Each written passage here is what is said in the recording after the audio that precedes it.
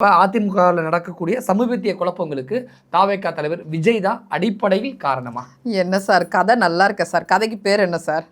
அருமையாக எழுதியிருக்கீங்க கதையை. நீங்கள் வேற என்ன சார், ஒரு பெரிய இயக்கம், ஒரு சாதாரண 4 பேர் இருக்கிற வீட்டிலே ஒரு அம்மா அப்பாவே மகனோடு பேசும்போதோ இல்லை ஒரு மகளோடு பேசும்போது சின்ன சின்ன கருத்து வேறுபாடுகள் இருக்கும். ஒரு பெரிய இயக்கம் 2 கோடி பேர் உள்ள இயக்கத்தில் தினம் தினம் மாவட்ட ரீதியாக எத்தனையோ விஷயங்கள் நம்மளை நோக்கி வரும். அதை நம்ம சரி பண்ணுறோம், கோரிக்கையோடு வருவாங்க, தொண்டர்கள் வருவாங்க. இது சகஜமாக ஒரு இயக்கத்தில் நடக்கிற விஷயம்.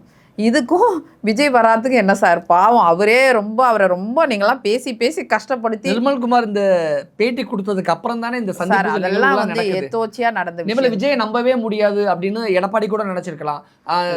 நினைச்சிருக்கலாம். இல்ல நடக்காத விஷயத்துக்கு இப்போ நம்ம நடக்காத விஷயத்துக்கு நம்ம அதுக்கு பதில் சொல்ல முடியாது இல்லையா? அப்படி ஒரு விஷயம் எதுவுமே நடக்கல சார்.